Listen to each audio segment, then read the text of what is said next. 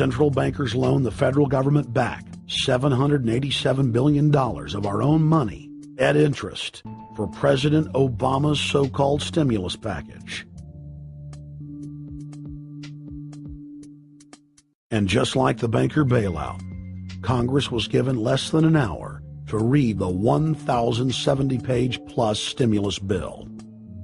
Barack Obama, who had pledged on the campaign trail to wait 5 days before a bill could be voted on so that the Congress and the people could have a chance to read it, said that the stimulus was too important and it had to be passed before anybody could see it or read it, or the crisis would turn into a catastrophe. Doing little or nothing at all will result in even greater deficits, even greater job loss, even greater loss of income, and even greater loss of confidence. Those are deficits that could turn a crisis into a catastrophe, and I refuse to let that happen. After its Friday passage, in gangster fashion, President Barack Obama took a 4-day vacation and said that there was no rush to sign it.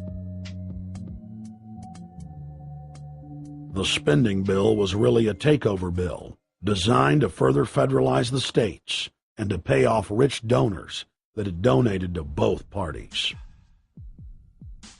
As the world slid deeper into depression, the bankers celebrated the fire sale that they had created. I believe the phrase burdens of the office is overstated.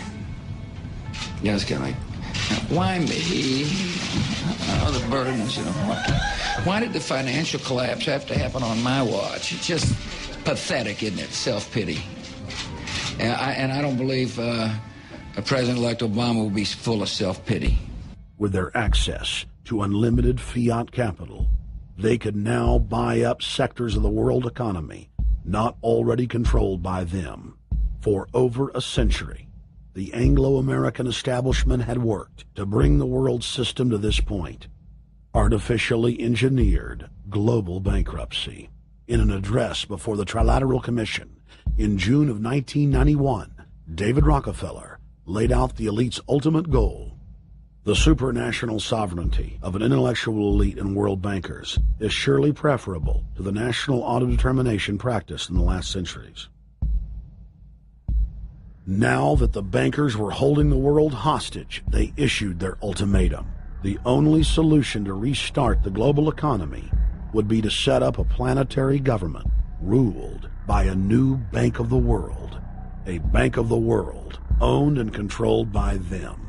Suddenly, hundreds of prominent publications announced the solution, the people's only salvation.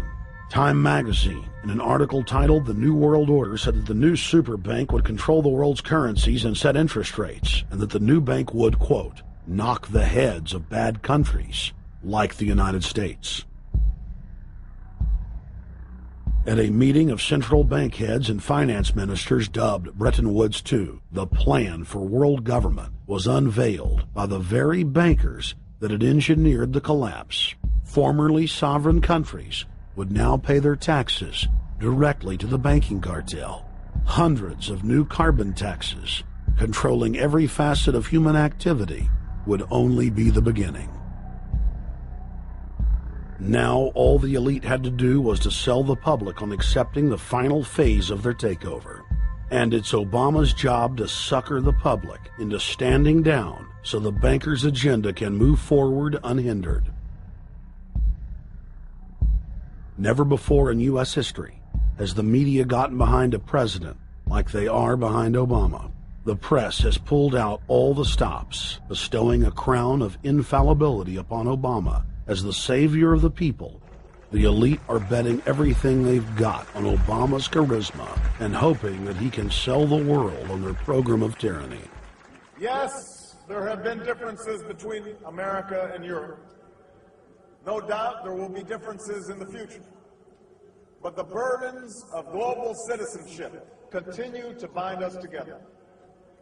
A change of leadership in Washington will not lift this burden. In this new century, Americans and Europeans alike will be required to do more, not less. Partnership and cooperation among nations is not a choice. It is the only way.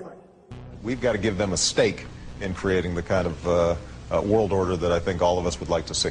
In truth, Obama is not simply continuing George W. Bush's policies. He is radically expanding them. I thank President Bush for his service to our nation. This film has documented the painful fact